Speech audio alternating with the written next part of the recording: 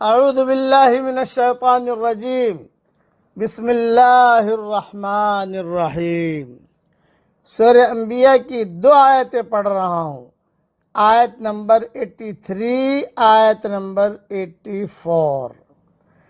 وَأَيُّوبَ إِذْ نَادَى رَبَّهُ أَنِّي مَسَّنِيَ الضُّرُّ وَأَنْتَ أَرْحَمُ الرَّاحِمِينَ۔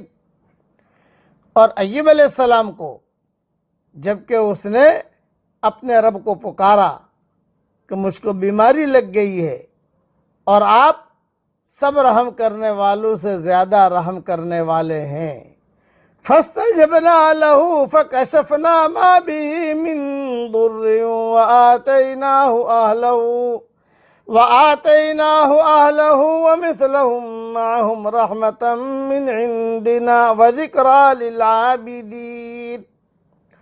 تو ہم نے اس کی دعا قبول کی اور اس کو جو تکلیف تھی اس کو دور کر دیا، اور ہم نے اس کو اس کا کنبہ عطا کیا، اور اسی کے ساتھ اس کے برابر اور بھی اپنی طرف سے رحمت اور نصیحت عبادت کرنے والوں کے لیے۔ حضرت ایوب علیہ السلام کا تذکرہ قرآن شریف میں الگ الگ صورتوں میں آیا ہے، اور حضرت ایوب علیہ السلام ان کے والدہ محترمہ لوط علیہ السلام کے صاحبزادی ہیں، اور بعض کتابوں میں لکھا ہے کہ یہ حضرت یوسف علیہ السلام کے داماد بھی ہیں۔ پیغمبروں کے ذریعے خدا تعالی ہر قسم کی اعلیٰ ترین مثال قائم کرتا ہے تاکہ وہ لوگوں کے لیے نمونہ ہو۔ ان میں سے ایک مثال حضرت ایوب علیہ السلام کی ہے۔ حضرت ایوب علیہ السلام غالباً 9ویں صدی قبل مسیح کے اسرائیلی پیغمبر تھے۔ بائبل کے بیان کے مطابق ابتداء وہ بہت دولت مند تھے، کھیتی، مویشی، مکانات، آل اولاد، ہر چیز کی اتنی کثرت تھی کہ کہا جانے لگا کہ اہل مشرق میں کوئی اتنا بڑا آدمی نہیں۔ اس کے باوجود حضرت ایوب علیہ السلام بے حد شکر گزار اور وفادار بندے تھے۔ ان کی زندگی اس بات کا نمونہ بن گئی کہ عزت اور دولت پانے کے باوجود کس طرح ایک آدمی متواضع بندہ بنا رہتا ہے، مگر شیطان نے اس واقعے کو لوگوں کے ذہنوں میں الٹ دیا، اور اس نے لوگوں کو سکھایا کہ ایوب کی غیر معمولی عزت اس لیے ہے کہ ان کو غیر معمولی نعمتیں حاصل ہیں۔ اگر یہ نعمتیں ان کے پاس نہ رہیں تو ان کی ساری شکر گزاری ختم ہو جائے گی۔ لمبی روایت اسرائیلی روایت ہے، یہ ریاض تفسیر میں دیکھ لینا، تقریباً 2 صفحے کی ہے وہ، کہ شیطان نے کس طریقے سے انہیں بہکایا۔ خلاصہ کلام یہ کہ اس کے بعد خدا تعالیٰ نے آپ کے ذریعے سے دوسری مثال قائم کی۔ حضرت ایوب علیہ السلام کے مویشی مر گئے، کھیتیاں برباد ہو گئیں، اولاد ختم ہو گئی، حتیٰ کہ جسم بھی بیماری کی نظر ہو گیا، دوستوں اور رشتہ داروں نے ساتھ چھوڑ دیا، صرف ایک بیوی آپ کے ساتھ باقی رہ گئی، مگر حضرت ایوب علیہ السلام خدا کے فیصلے پر راضی رہے۔ انہوں نے کامل صبر کا مظاہرہ کیا۔ بائبل کے الفاظ یہ ہیں، ترجمہ سن لیجئے۔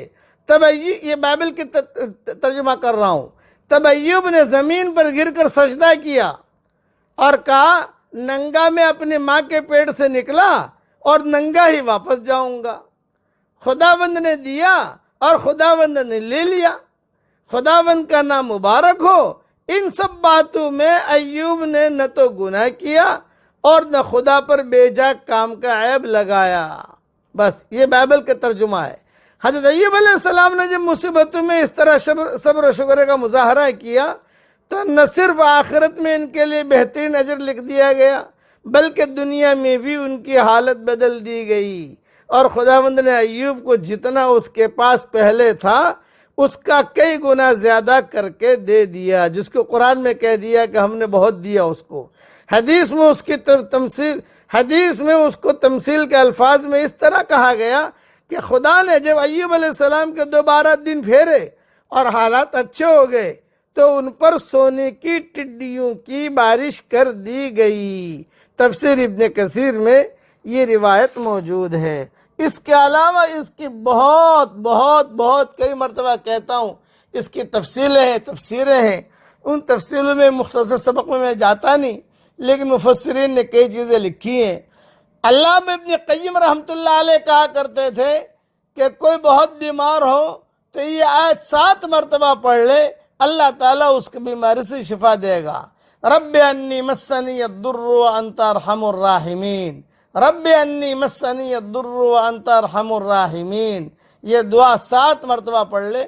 ابن قیم کہتے تھے کہ یہ میرا معمول رہا ہے اور میں نے اس کا بہت تجربہ کیا ہے۔